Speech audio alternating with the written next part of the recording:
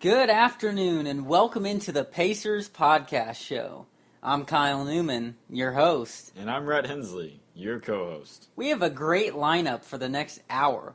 We will talk about the Pacers' 2015 draft picks, discuss the newest offseason updates for Indiana, and chime in on Jermaine O'Neal's Pacers career.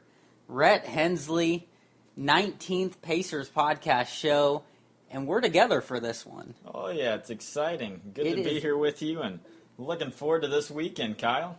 Me too, and this is the second time we've been able to get together for the Pacers show. Yeah, it is great. It is.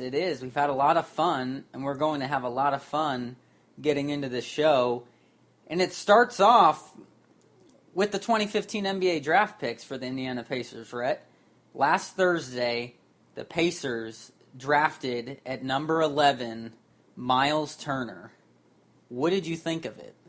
That was great. I like Miles Turner. He was one of my draft picks that I wanted the Indiana Pacers to get. You know, I did get on the whole train with Kyle on the Frank the Tank, but hey, I think that we got the second best option that we could get, and I'm looking forward to seeing how he's going to react in the NBA. Are you worried that he's very young? He was only a freshman, 1 year.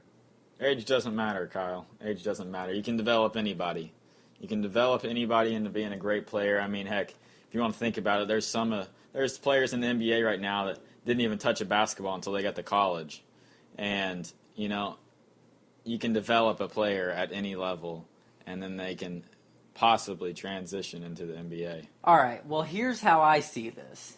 It makes me nervous because he was only a freshman, but he has a lot of upside. He is 7 feet tall. He is 239 pounds. He averaged 10 points per game at Texas, 6.5 rebounds, and 2.6 blocks to earn Big 12 Freshman of the Year. Rhett, I don't know about you, but bringing in a guy with that kind of size and length to be that dominant on defense and a lot better on offense, because let's face it, he can spread the floor and bang some threes. That's something Roy Hibbert doesn't give the Indiana Pacers. Exactly. Does that not excite you right there and Pacers fans? It sure does. I mean, it's nice because they're one to go small, the Indiana Pacers, and they'll be able to spread the floor. They'll be able to spread the floor and drop it out for a three. Yeah, I agree with that because of their new style this year. But here's the thing. At 19 years old, Miles Turner became the first teenager drafted by the Pacers since Davis Bertans, who hasn't appeared in an NBA game, who was 19 when he was selected in the second round in 2011. First teenager, Rhett, since then. What do you think about that? That's what makes me nervous right there. The man's young. It's fine. I don't see any problem with a young player being drafted into the NBA. I mean, heck, if we really want to think about it. Some of the greats came when they were in their teens. They did. This is a good point. I hope he is great. Will he be a Reggie Miller? No, probably not, because those only come around every once in a while. But here, Frank Vogel chimed in on it a little bit, and he said he's young. Obviously, he's going to take some time. We feel like his upside is 2 years, 3 years from now. And that may be more exciting than what we see this year. But we do feel that he can contribute this year with his ability to shoot the basketball and protect the rim and the way we want to play. Certainly he's a young prospect, but a lot of reason to be excited about it. What did you think about that, right? That kind of is what we were talking about. You said, okay, his first year, he's probably not going to be great. He's going to develop because he's young. But Vogel kind of said the same things that we did. Had the upside, he can spread the floor and shoot the three, the length that he has. What do you think about Vogel's comments? Well, it will take some time. I mean, just think Paul George took time, Lance Stephenson took time. Roy Hibbert took quite a bit of time. That's true. It takes time for players to develop. I mean, you can't just walk in the league and be like a Kobe Bryant or Andrew Wiggins that just comes in, or a LeBron James, or heck, even Michael Jordan. You can't. That doesn't happen very often. it takes time for players to transition into the NBA and develop their game. This is true. This is true.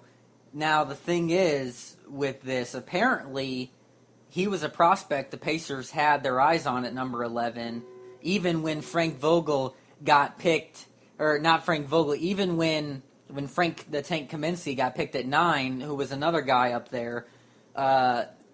Vogel assures everyone that that they took him because he was the best available player, and this was not taking into account Roy Hibbert's plans.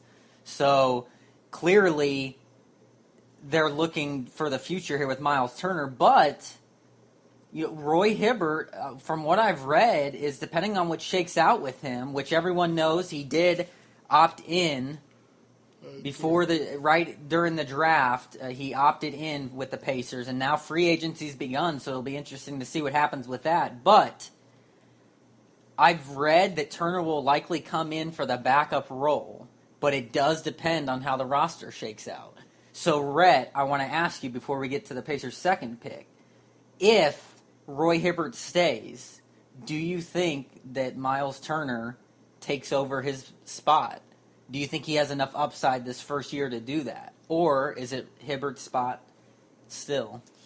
I think that the person that's going to be starting in the season is the person that's going to show the most, the most progress in the off season and coming into the new season. Frank Vogel, he's going to take that into consideration, and whoever plays with the core that's going to be out there, that's who's going to be out there. I think it could go either way. Roy Hibbert has turned into not the best player, but he is a defensive anchor. And, if Miles Turner comes out and works hard and, doesn't let the fame get to his head, maybe this could be his year. But I don't see him being good until, like they said, next year or the year after, and possibly a couple of years after that. So, yeah, I can agree with that. And it's interesting. President of Basketball Operations Larry Bird was asked if Turner is Hibbert's successor, and Larry said, "I think in time he'll be able to start and do very well. Obviously, he's very young, and it's going to take a little bit. Just watching his growth in the last 9 months is pretty impressive, and we think around All-Star break he's going to be a lot better than he is now. So we just like a little bit of everything around him." And Rhett, the interesting thing here is we found out that David West did not exercise his $12.6 million option either, which we'll get to in a few minutes, but that may also play into the whole roster move shakeup and what does Miles Turner see on the court. Yeah. And that's going to be really neat to see how that plays out. But number 11, Miles Turner. Number 43, Rhett, a guy by the name of Joseph Young, point guard for the Oregon Ducks. Also a.k.a. known as Joey Buckets. Joey Buckets, and we watched his highlight films, and I saw some of him during his career at Oregon. He gets buckets. And he's quick, and he can finish. What do you think about Joseph Young? He's quick, he can shoot, he can handle the ball like no other, and that's one thing that he's got going for him when he comes into the Indiana Pacers. He could have a potential backup position if C.J. Watson doesn't end up re-signing. He's got handles. He can shoot the ball. He's 6'2", and he's got a lot of room to grow. And what can I say? He's got some Paul George descent in him. He does. He's his fifth cousin. That came out earlier this week. Larry Bird did a little finagling and figured that out. But how great is that? It's really great. How about averaging 20.7 points per game, 3.8 assists, and 4.4 rebounds for Oregon this past year? Shot 45% from the field and 36% from three-point range. It's pretty decent. He's basically what everyone has scouted him. He's a scoring point guard who can heat up in a hurry. Mm-hmm. Is this guy, and and you see that from his highlight films, and he was clutch. Exactly. I mean, he literally can do everything, and he's got good size for a point guard. And the Pacers need a true point guard. Exactly. You know, what does this do to shake up? We're talking about Miles Turner and what his addition to this Pacers team could mean in this first year. How about Joseph Young's addition and what his role could mean? Yeah. Could he become the starting point guard for the Pacers and George Hill move to the 2 spot? Are we going to have a Lance Stevenson type of second-round draft pick that we have on our hands here? Yeah, well, I want to ask you, do you think Joseph Young will see starting point guard time this year? Starting point guard time? I don't see starting point guard time. Frank Vogel, he does not like to give rookies very much minutes. That is one thing that I have noticed. But, I could see a backup spot definitely in the works for him. But, honestly, as we're going to get into this segment later, we might have some potential news for the Indiana Pacers. But as of now, I don't see him having a starting position with the Indiana Pacers. Backup is more likely. Wow. Well, I could go either way with this, Rhett. I can see for the first part of the season Joseph Young not starting. But I could also see the man proving himself and to fit what the Pacers are looking for with their new style of play this next year. I could see Joseph Young making his way into the starting lineup for the Indiana Pacers because I think he's a player that has it. I think the Pacers got a great steal at number 43 in the second round, and I think that he will add to this Pacers team, and I think he'll make an immediate impact. I'm going to go as far to say I think Joseph Young makes more of an impact this year than Miles Turner does. That's how well the Pacers did in this draft. I can agree with that, Kyle. I can agree with that. And it's mainly because of the position that he is. Miles Turner coming in, has a little more developing to do because Joseph Young he had experience, and that's always key. But also, you have to look at Roy Hibbert still there. David West could still be here if he re-signs. So it makes things interesting from the standpoint of, would Miles Turner even be able to get there in the starting lineup with the big fellas there? Not to mention that Paul George is going to be moved to the 4 spot. So it's a wait and see type of a thing. But I like this Joseph Young a lot, and I wanted to ask you, Rhett, where do you grade on a scale of A to an F, A being a nice passing grade? What do you give the Indiana Pacers in this 2015 draft? I will give you a breakdown of each grade for each one. Whoa, you're getting complex here. Yes. I will give you a B+ on the draft pick of Miles Turner. And then I will give an A- on the draft pick of Joseph Young. A breakdown. Well, then you need to explain those two. Why a B+ for Miles Turner? Well, the reason why I did that is because, he's got a lot of development left, and, they did have the 11th pick. The areas, it was kind of slim, for that type of area. All the great ones that, you wanted, Frank the Tank, the Tank. But I did see a grade that was really dropped for him, so thank goodness. But agree to disagree. But nonetheless. I saw a lot of the players that the Indiana Pacers wanted, and they fell back. So I can just see, it's going to take a couple of years for him to, I think, be good in the NBA, and that's why I give him a B+. There's no immediate impact I don't see. Okay, and how about Joseph Young? Joseph Young. I see him coming into the NBA and making an impact for the Indiana Pacers off the bench.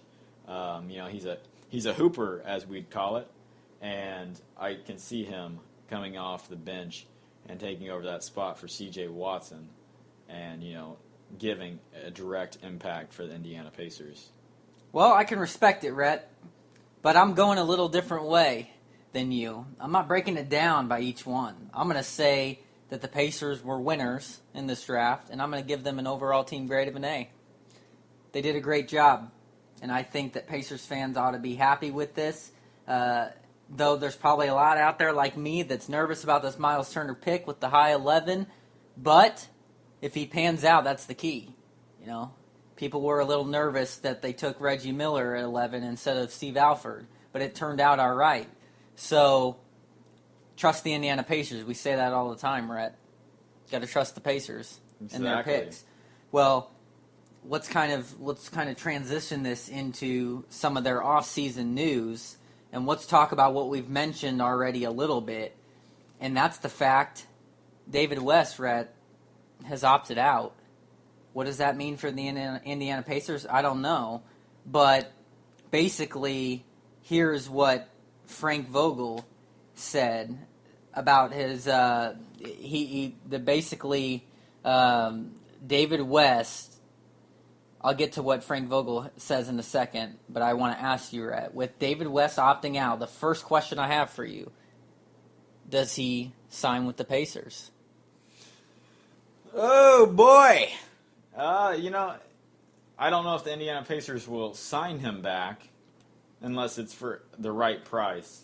I wouldn't want to sign David West for any more than $4 to $5 million. That's for sure. I'm glad he opted out. I would not have wanted to pay him $12 million. And for the Indiana Pacers standpoint, I think it's a great thing that he opted out. I would not want to pay him $12 million. There's a lot of people out there that we can get for $12 million, but I would be willing to give this guy a nice penny of about $4 to $5 mil. I agree, because let's face it, David West has been the rock of this core, along with Paul George and these men. He's been that bad man rock that has helped them make these runs deep into the playoffs. I think that his numbers decreased this past year. Yes, he's getting older, but he was injured quite a bit. I think if he can stay healthy, we're going to see some glimpses of the old David West still. And for the right price, I'd like the Pacers to sign him back. Now, do I think that they will? That depends on if he'll take that much less than what he was going to get. And you have a feeling if he's opting out for 12.6, what's he expecting to get? Would he take 4? Highly unlikely. I can see it because he wants a championship, that's for sure. He wants to play for a team that's going to have playoff potential. And to be honest, the Indiana Pacers. It's late in his career right now, and he's coming down to the wire, and he wants a championship. And apparently he'll do anything to get that championship. So I could see a pay decrease. He's a great guy. I like him. He has the heart. He has the fight. And, if they could get him back for the right price, then I'd be all for it. But I could see him taking a pay decrease. Yeah, well, basically, this decision was that he had in his mind before the draft even. And I think it was you, Rhett, that told me before the season had ended, he had considered opting out, right? Yes. And so apparently the motive behind this is he wants a new fit. And we had heard that it was maybe going to be the New York Knicks, which would be just totally disrespectful and backstabbing. Luckily, that's kind of died down a little bit, which makes me think there's a little more hope that he'll sign with Indiana again. But Frank Vogel, as I was saying earlier, basically he just said the simple words I said. He's our rock. That's what he's been for the Indiana Pacers, and he said there's no other way to put it. David West was a key player to this team, and I would like to see him stay, but the right price for sure, because as we know, Roy Hibbert opting in but still could get traded, so that could shake some things up here in the offseason. Then we know just recently, Rhett, reports are coming out that the Pacers are very interested in Monte Ellis. What do you think about that? Oh, I think it's great. It'd be great to add him to the team. Monte Ellis, he's a hooper. He can score. he averaged, I believe, last year around 19 points a game. You know, he'd be a starting position, and that's why I said Joseph Young more than likely would not be a starter.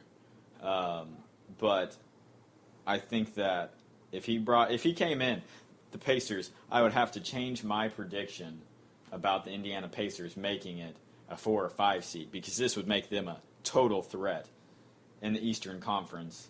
And LeBron, what can I say? Watch out. They'd be coming for you. And I know that Monte Ellis is visiting with the Pacers today.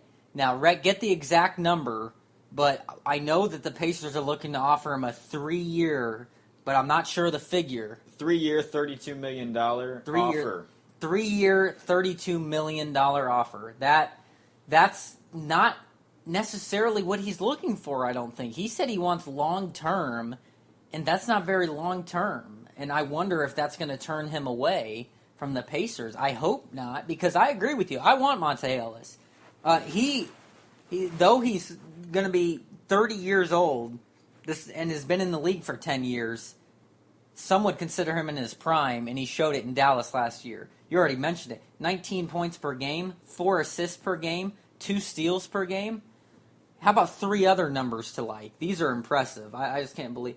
8.3. That's the number of times per game that Monte Ellis drove to the basket during this past year. And that was 2.5 more times than any player on Indiana's roster. And that's just driving to the basket. You know what that says? Constantly in attack mode. Exactly. That's Monte Ellis, and that's what the Pacers need. And yes, as you said, that is what the Pacers need. You know, especially with these new additions, he drives it in, kicks it out, bang, 3. What can I say? Great addition to the team, and it would be that kind of veteran free agent the Pacers may need to get over the hump. Exactly, and I think that would make them a total threat.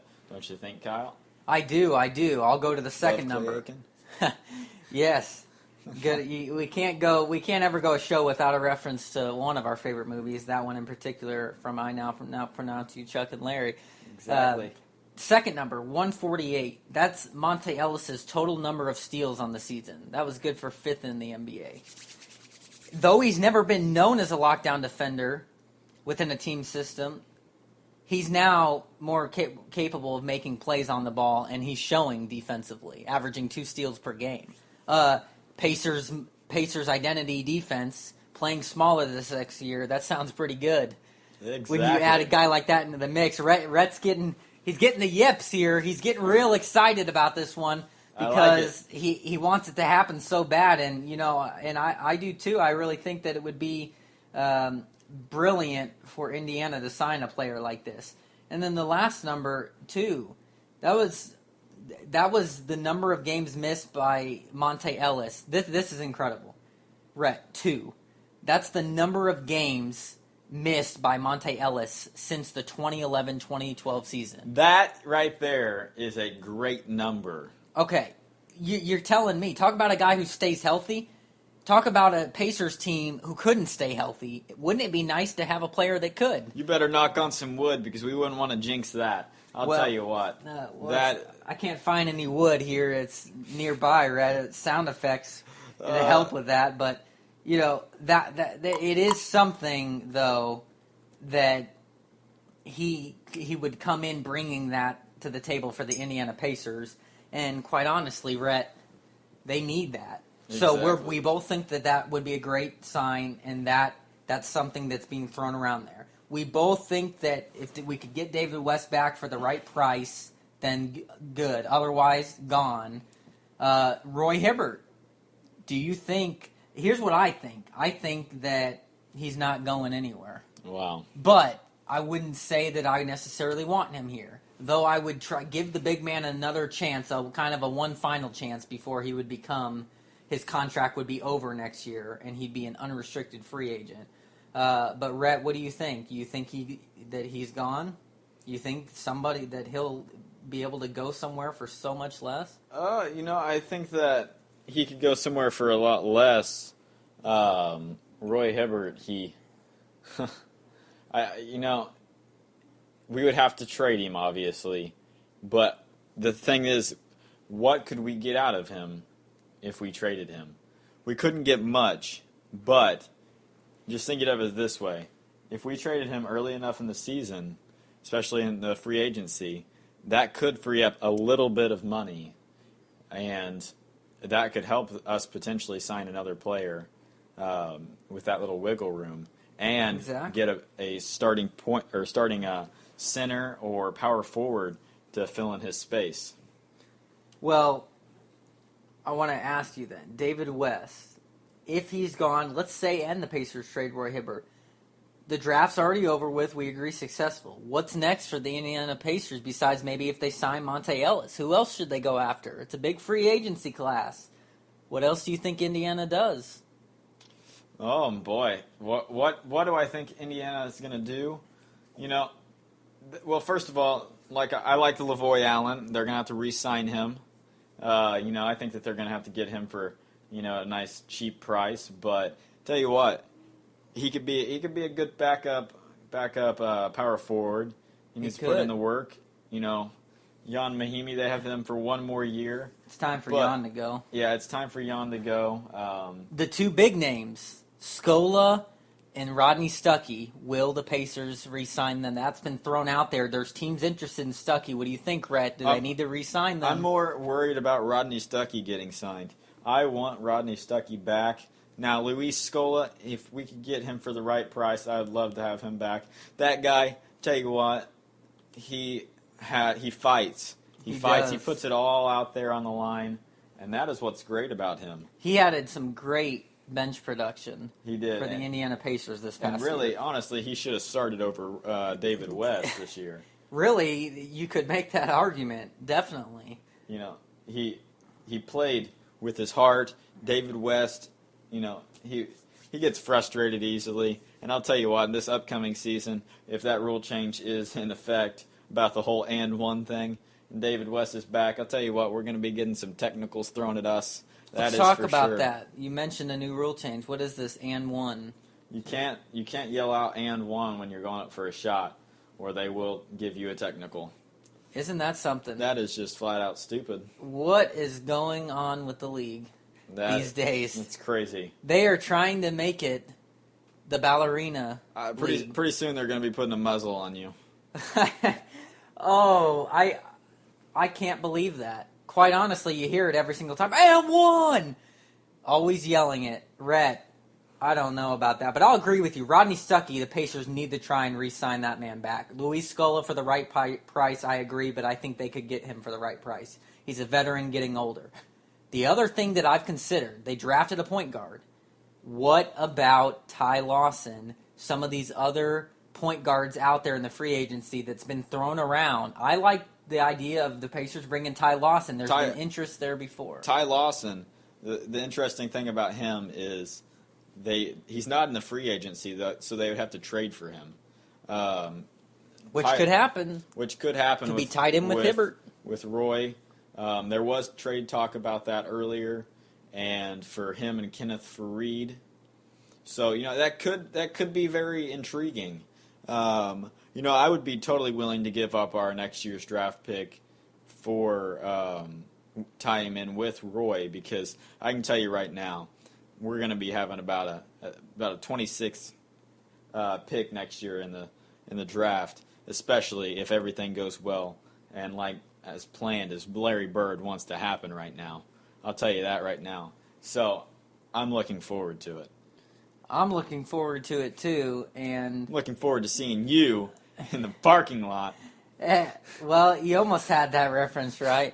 And again, a Happy Gilmore reference. Quite honestly, those need to be frequent because we love that movie. But I can agree with you, Rhett. Certainly a lot of options here for the Pacers in the off season, and who knows what else. It's going to be a day-by-day update with them. Yes. So it's going to be quite intriguing to see what happens. But the Indiana Pacers already making moves here in this offseason. The Summer League about to start. That will be exciting. Paul George, will he play in it? Maybe. Maybe not. More than likely not. but the young guys will. So the Pacers making moves. Rhett, I want to mention a couple other players, and then you're going to get into a little bit about what the Pacers are going to be looking to face as other teams in the East have made some moves. But what about this guy for the Indiana Pacers? This name's been thrown out there before, and I think it would be a great addition because he's actually a center that can rebound and score, and that's Greg Monroe from the Pistons, who is looking at options in free agency. What would you think about Greg Monroe, Rhett? Well, I don't think he would really fit in our core group that we're wanting to set up. And, I think that we're wanting to go small, and he's a bigger type of guy. Now, I'm not saying that he's not good or anything like that, no, but if we were looking to stay big and play big, I would like to take a look at Greg Monroe. But I like the idea of going small, so I think that I'd be happily to pass up on that offer. Well, we can agree to disagree on that one. I guess it would depend on the price that we could get him for. Now, I want to ask you, Rhett, what do you think the Pacers really need to go after? Knowing that they're looking to play small this next year, do they need to go after a guard for sure? We're already talking about they're interested in Monte Ellis. Assuming, let's say they get him. Assuming that David West is out and Roy Hibbert stays, what do the Pacers need to go after that? If they have some money left over, they need a point guard. Do they need to get a small forward? Do they need to get a 4 to back up Paul George? What do you think the Pacers need to get in free agency after these latest rumors? Power / center. That's what they need. Especially if they don't re-sign Luis Scola or David West, they're going to need somebody to play the 5 spot now that Paul George will be playing the 4 spot. What do you think about C.J. Watson? The Pacers have his option. Do you like him? For C.J. Watson playing power forward? For playing for the Pacers again this next year. C.J. Watson? Yeah, good old C.J. Yeah, no, I don't want him back. Wow. Yeah. You're just kicking him in the curb like that, huh? Yeah, I have no problem. I don't like to have this emotional pull towards a player, especially if they're older. So, he was injured quite a bit this year, so I do have some room to jump on that. But, in hindsight, power forward / center is what they need to go after. The Pacers could bring Tyler Hansbrough back. He's a free agent. I would rather not see Tyler Hansbrough back in a Pacers jersey, just for the disrespectful. Coming from the person on the last week's segment said that he was one of the disappointment picks by the Indiana Pacers. Yeah, I got you there, Kyle. I had to put him in Thank you, Kyle. But I loved him. Yeah, you put him in there. But back to the nitty gritty. I think that I'd love to get Kevin Love. But now that he's re-signing with Cleveland, he's not re-signing with Cleveland. But now that Roy Hibbert jumped back up on the paddy wagon, that's out of the question. What about this one? I know you would love this because I love him. We've talked about this in the playoffs. Now, the Cavs did extend a qualifying offer to Thompson, but what about Tristan Thompson? Can you imagine bringing that man in? I would love to have Tristan Thompson on the Indiana Pacers. That dude, what a fun guy. He smiles when he's running up and down the court. He grabs rebounds like Shaquille no O'Neal. other. He's great. His offense isn't, fantastic, but there's work on everything. Everybody needs some work, unless you're me. But wow, he's cocky. Oh goodness! But yeah, he's a great player. He's a great player, and I'd love to see him in a Pacers uniform. What about Jordan Hill? This was recent news from the Los Angeles Lakers. I like that. I would take him, Kyle. He would be a great addition to the Indiana Pacers. He's got a lot of promise. I did text you the second that he came available, and I want him. What about Glenn Baby Davis? I do not want Glenn Babyface Davis. Simple as that. Yeah, I can't stand him either, so I'm going to agree with that. Andre Bargnani. I do not like him. I think that he was kind of a disappointment when he got drafted. That's for sure. And I'm pretty sure that the Knickerbockers kind of found that out. Well, what about Shane Whittington? The old Pacer is a free agent. Pacers could re-sign him back for cheap. Oh, Shane Whittington, he's playing in the summer league this year, but I don't really care. You don't think he has some promise? I don't. I mean, no, not really.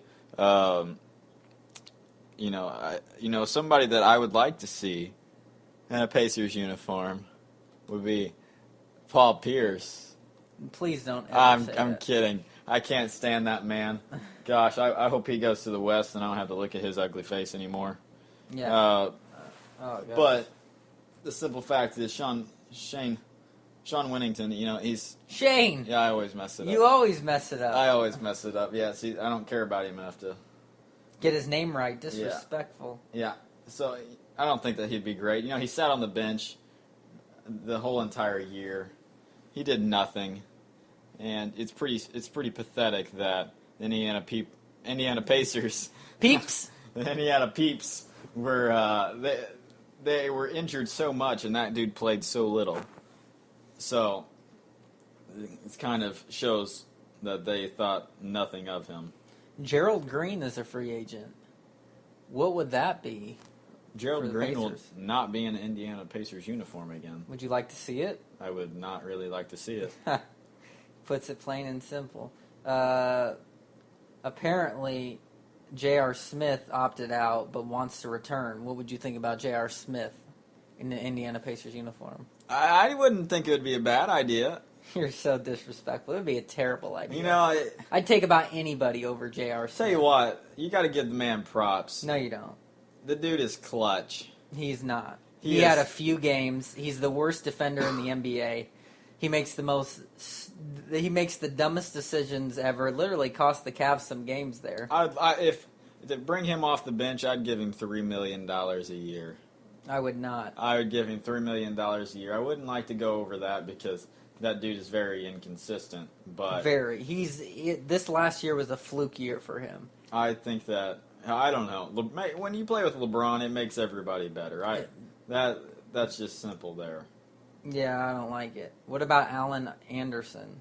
You about said Allen Iverson.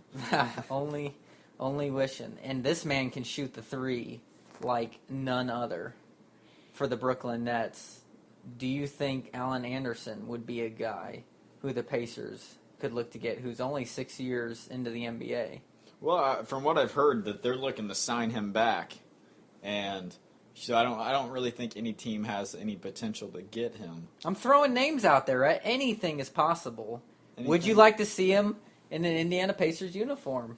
I haven't seen too much of him playing, so I can't really say on that part of it. But I'd have to look at his highlights again. Well, clearly, because it was thanks to him that they took care of business against us this past year. But he's basically a 50% three-point shooter. He can shoot the threes better than a lot of players can shoot free throws, quite honestly. But these are just some of the big names that are out there for the Pacers, and it just goes to show with some money what they could get. Now, Rhett, it's your turn to take over and talk about some of the free agents / signings that have already happened in the East that the Pacers are going to look to play against. Oh yeah. So one of the names that got thrown out earlier was Mike Dunleavy. He's staying with the Chicago Bulls. He signed a deal with them for 3 years, $14.4 million. He was once a Pacer. Yes, he was, and not a good one. But moving on, the Heat signed Goran Dragic. Dragic. Man, I can never say that guy's name. That's 5 why I years. got your back. 5 years, $90 million. And news just came out. DeMar Carroll announces he will leave the Atlanta Hawks and become a Toronto Raptor. Wow. That right there Could mean some big things for the Pacers playing against that team in the East, Exactly. who has made the playoffs the last 2 years and done nothing, so that'll help them. Exactly. And I just want to touch on this because this is just a flat-out crazy number. Anthony Davis is in the Western Conference. They offered him a 5-year deal, $145 million. Holy cow, Kyle. Is that just insane or what? It's insane. It's a lot of money. Quite frankly, a lot of money that the Pacers could use. And, you get rid of Roy Hibbert and some money's available. But that is insane. It is. That's quite a bit of money, but the man's worth it. Yeah, he sure is. And one part of news this week that came out, my man Kyle Korver is undergoing right elbow surgery this week. What does that mean for the Atlanta Hawks moving on? He's had 2 surgeries in the past, I'd say 2 months. It means that the Atlanta Hawks will not be the same that they were last year, that a lot of people are probably going to see that it might have been a fluke year, and the Indiana Pacers are going to finish ahead of the Hawks this next year. That's my prediction. So And that team is falling apart. Piero Antic is leaving the Atlanta Hawks and going back to the European League. Well, that's not surprising to me. Yeah, he had some issues in the regular season, and Like being involved with stabbing Pacers, Chris Copeland. he was there. He was there to help out a fellow NBA player, and it went the wrong way. That's for sure. And then moving on with that, Shumpert and oh boy, I'm not gonna say his name. I'm gonna cut it short. Kyle Deli got Matthew offered. Dellavedova. They got offered a qualifying offer, which expecting that they'll stay a Cav. So there's great news going around, Kyle, and it's going to be interesting to see. And one thing that I'd like to touch on last, the Bucks agreed to a 5-year deal with Chris Middleton. What that dude? He's a solid player. He's a solid player. What a great sign! 5 years, $70 million. That's insane. What's important to us, though, is what does this mean for the Indiana Pacers? Because that's all that really matters. And for Indiana, this means the competition's getting tougher, and the East is getting better. And this next year, Indiana needs to get better along with the East, and I think we're seeing that with some of these moves already. One guy I just mentioned, I wanted to ask of what you think should be done, Chris Copeland. What should the Pacers do with Chris Copeland? Well, I think he's a waste of money right now. He's sitting on the bench doing absolutely nothing. The Indiana Pacers are not playing him. And he can shoot lights out from downtown. And, I think he's making a little too much money to just be sitting there on the bench, picking daisies and stuff. So time to move on. It's time to move on.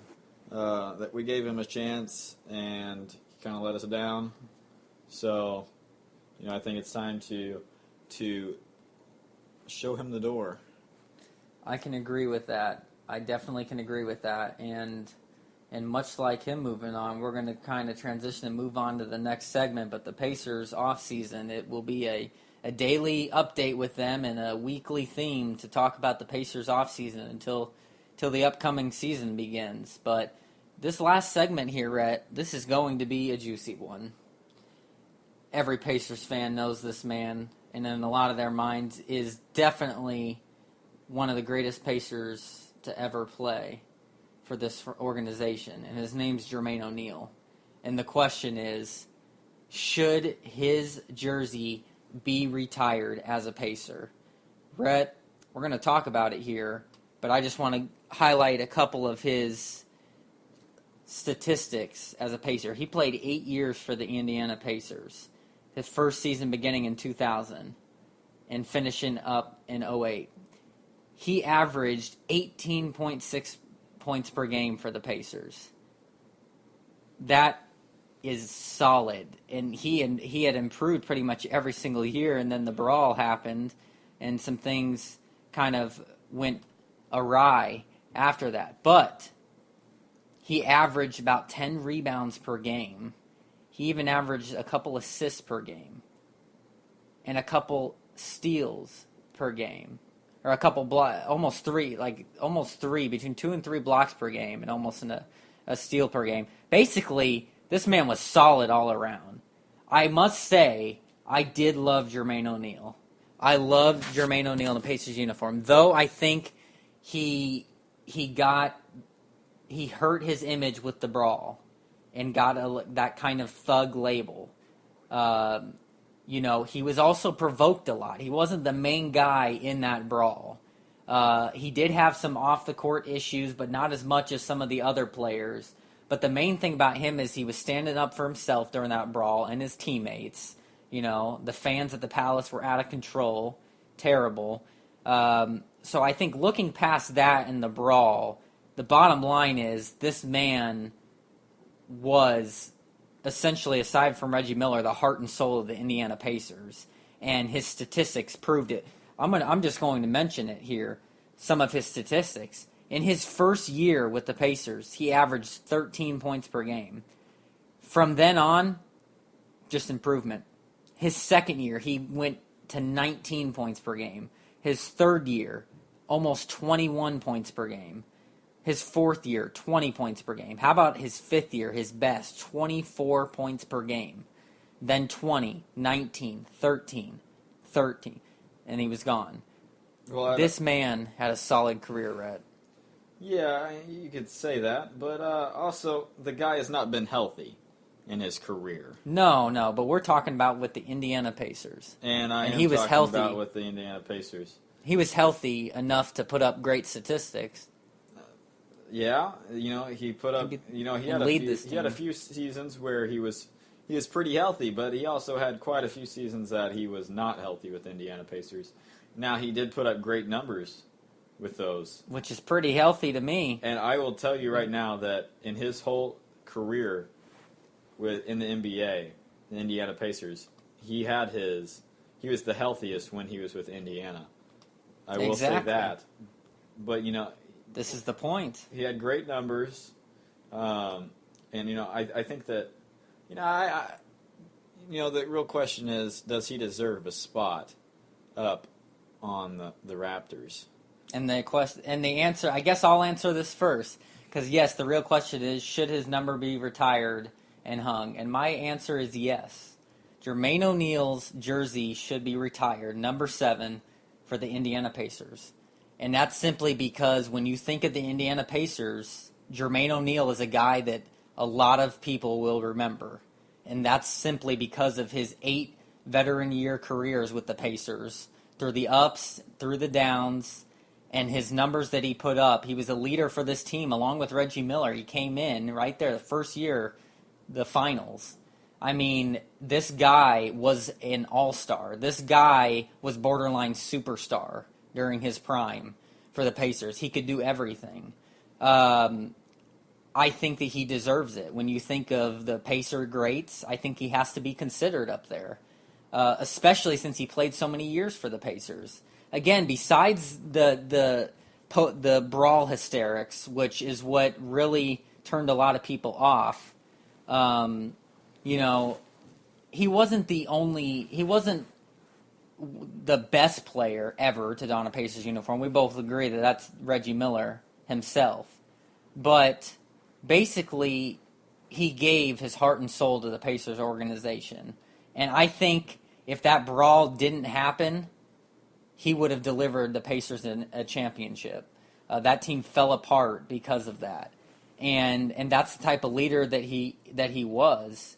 Basically, this is what I find this very interesting. Last year, he said, "I would appreciate having the jersey hang in Baker's life."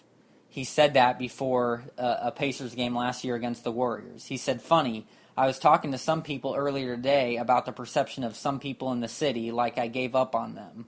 I don't know what was said after I was gone, but there was one meeting I had with Larry Bird, Donnie Walsh, and Herb Simon, and we all mutually agreed we wanted to put the team in the best position to move on to the next chapter. You're talking about a situation that just wore on everybody." and until you clean the shelves, you just can't move on. But my love for this city, I think I proved that. The amount of money I put into this city, the food drives, the Christmas gifts, I didn't get sponsorships for any of that. My love for this organization to this day is still the same. I'll always be considered a Pacer. People ask me who I want to retire as. It'll be as a Pacer, there's no doubt. I hear something like that, and that gets me absolutely pumped up for this man. And in the end, I think because of the brawl, his jersey may not get retired. I just think that's unfortunate because I think he was a great Pacer who did do a lot for the city and meant a lot for it, and then had one unfortunate event happen. But I think he deserved it. He deserved it. His statistics are among the Pacer greats. He was a 6-time All-Star. He was the 01-02 Most Improved Player. He was 3-time All-NBA. He finished third in MVP voting in 2004. He was the franchise leader in block shots and third in all-time scoring average ahead of Reggie Miller. How do you not put a man like that on, in the rafters, hanging of a banner, his jersey, at the very least? That's what I think, Rhett. Yeah. What do you think? Your answer to the question. Should his jersey be retired? I could agree with you on his jersey being retired. He was one of the greats for Indiana, and, he had fantastic numbers, like you said. But the real question is his jersey going to be retired? Do you think they are going to put somebody like Jermaine O'Neal up there? And my answer is, I would like to see it, yes. So we agree. I agree. But the real question is, do I think that they will actually do that? And that is no. And let me ask you this: do you think it's because of the brawl? I do think it's because of the brawl. They don't want to put a bad image up on Banker's Life. Yeah, I guess that's how they would look at it. I feel bad for the guy because yes, he made a mistake, but again, he wasn't the central piece in that brawl that started the whole thing. It was the idiot Ron Artest that should have never worn a Pacers uniform. Exactly. But basically, I also think that that's like a stab in the back to a man that gave everything to the organization, and everyone makes mistakes, and he made one when it came to that brawl, and then stuck with the Pacers even after that for 4 more years. I think that I think it's a shame. I hope it comes back.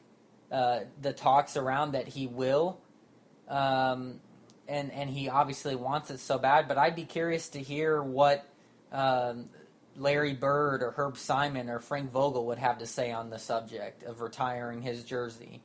I don't think the Pacers will get another number 7 like him at the position that he played. So I think he deserves it. Yeah, I agree with you, Kyle.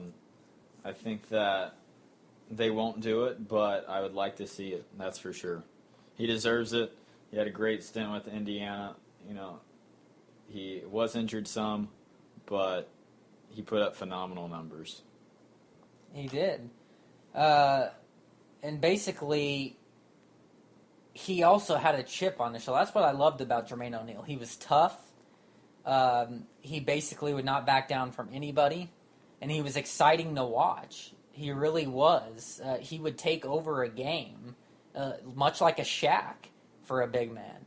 I mean, I remember when I first was getting into the Indiana Pacers and becoming a true fan when I was understanding the game. It was Jermaine O'Neal and Reggie Miller. I went to one game in my lifetime and got to see Reggie Miller, and that was with Jermaine O'Neal, and that was way back in the early 2000s. It was probably 2003, 2004. Toward the very end of Reggie's career. Saw one game. Pacers won. It was beautiful. I agree with that. It was. Did you ever get to see Reggie Miller play, Rhett? I did not. I was a little too young. I did not get to go up there and see it from what I remember. But I am 2 years younger than you, Kyle. So that makes me 19. I'm a youngster. But I wish I could have went and seen him because that would have been great. Love to see one of my favorite players of all time play in a Pacers uniform. So when you think of Jermaine O'Neal, then you think of what? I think that he's a great Pacers player. I would. I mean, you could put him up there close.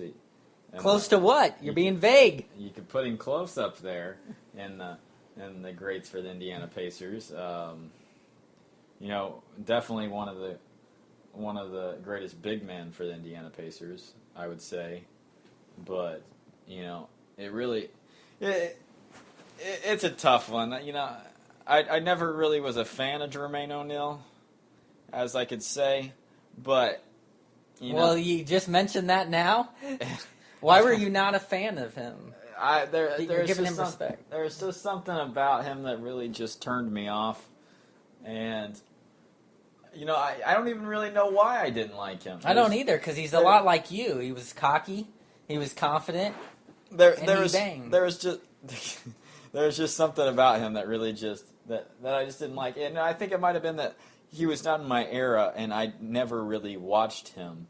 But going back, I watched a lot of Reggie when I would go back and watch games. I would look at him more than any other player, and Jermaine O'Neal, I remember watching him on other teams, and him just ticking me off.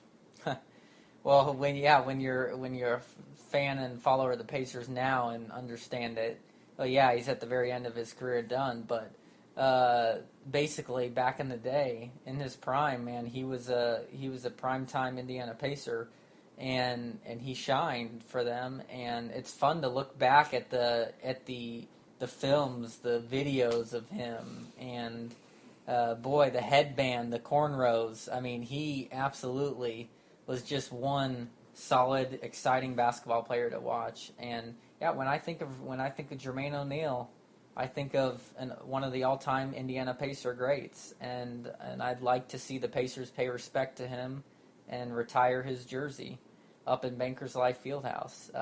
Come on, it's been 10 years plus since that brawl. It's time to move on. It's time to give respect to a man who gave a lot to the organization. He made a mistake, and you know what? It's in the past. So let's do it right, Pacers. Make the man Make home. Some noise. That's right. I can't hear you, Pacers fans. Make some noise and stand up for the man. But Rhett, just like that, an hour is gone. A lot gets talked about in an hour when we're talking Indiana Pacers. Exactly. And it was fun. It was fun being here with you. Glad to sit here and talk Pacers sports with you. Me too, because if there's one thing we love to do, it's talk sports. And when we're here, we get to play sports too, and that's great. We get to have days like yesterday where I beat you in golf again. Again, finally. Finally. And then in basketball, and then, pretty soon, Rhett, it's like tennis too. I mean, what else do I need to beat you in? Yeah. It's a beautiful thing. It's a beautiful day. And it's fun. And hey, it's 4th of July week. The 4th of July is coming up. We're going to celebrate the independence of our country on a beautiful lake. Party hard, buddy. Party hard. On a beautiful lake, we're going to celebrate our independence with this country. And it's a beautiful thing. It's going to be fun. It's going to be fireworks. It's going to be fishing. It's going to be tubing and skiing and cliff jumping and swinging off of ropes and the whole 9 yards. Even though Rhett won't do some of those things because he'll chicken out. I won't chicken out. It will be very interesting to see, nonetheless, and a blast. So thank you for being with us, everyone. Again, to recap what was talked about on the show, we discussed the Pacers' 2015 draft picks. We talked about the newest offseason updates for Indiana, and we chimed in on Jermaine O'Neal's Pacers career. That is all that we have for today. Thank you for tuning into our show. Feel free to leave any comments. Tweet and retweet the show at Kyle M. Newman, at Rhett Hensley, and at Indiana Pacers Talk. We will be back at it next Wednesday by 8 Eastern Time. I'm Kyle Newman. And I'm Rhett Hensley. Have a great rest of the day. And go Pacers! Go Pacers!